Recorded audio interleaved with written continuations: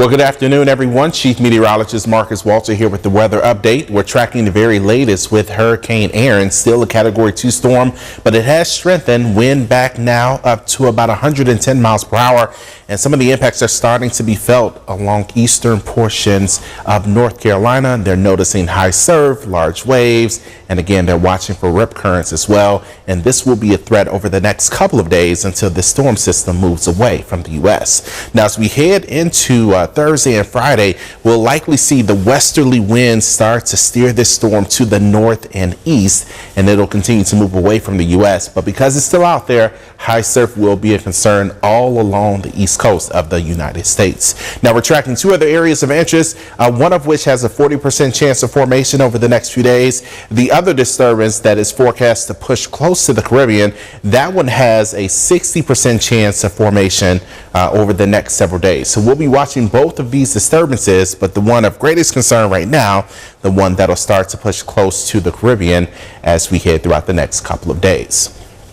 Here's a look at Doppler radar. We're noticing some rain showers and thunderstorms starting to develop across South Arkansas and even into North Louisiana, and that extends into northwestern Louisiana. And to our east, we're noticing a severe thunderstorm warning across southwestern portions of Mississippi. We will be watching for a limited storm threat as we head throughout the evening. The latest Storm Prediction Center outlook shows that we have a marginal risk for severe weather covering most of the viewing area, with less of a storm threat the farther north you go.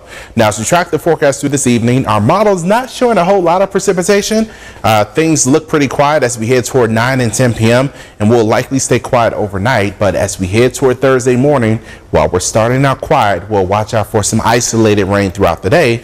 But even still, this model showing us that will be mainly dry for Thursday. We'll see if that holds together. The reason why we're dealing with this wet weather, we have a cold front that's pushing through our region later on this evening, and it'll linger as we head into Thursday. Outside of that, we're dealing with hot conditions. We have an extreme heat warning for Madison Parish and Tensall Parish, and we also have a heat advisory for the rest of the viewing area that stays active through this evening about 7 or 8 o'clock. After that time, we should see these alerts expire. Here's a look at temperatures now. We sit at 97 degrees here in Monroe. It feels like we are 106 at this hour, so that heat and that humidity continuing to impact us. And as we look at temperatures across the arc limits, most of us are in the 90s right now. 94 degrees in El Dorado, 96 degrees in Ruston, 93 degrees in Natchez, and 92 degrees in Tallulah and Vicksburg. On a wider view, we're noticing 90s to our west in Dallas, 99 degrees right now in Houston, and New Orleans sitting at 96 degrees. So a lot of heat across the south right now. But as we look ahead to next week, we are talking about changes on the way. I'll show you more about that in a second.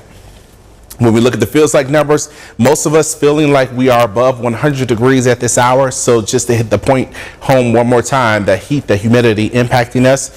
But take a look at the feels like numbers going forward. We'll see numbers closer to 100 degrees for Thursday, and then below 100 as we head through Friday and Saturday, and much lower by the time we get to next Monday. We have a couple of cold fronts that'll sweep through over the next few days, and that will usher in cooler and drier air and even more rain chances. Here's a look at the 6 to 10 day temperature outlook. It shows a large portion of the nation likely dealing with below normal temperatures, in particular around the Great Lakes into the Ohio River Valley. But for us here in Louisiana and Arkansas, we have the chance for below normal temperatures as well. So if you've been waiting for some cooler air, some relief from the heat, it looks like it will finally arrive as we head toward next week. So hang in there.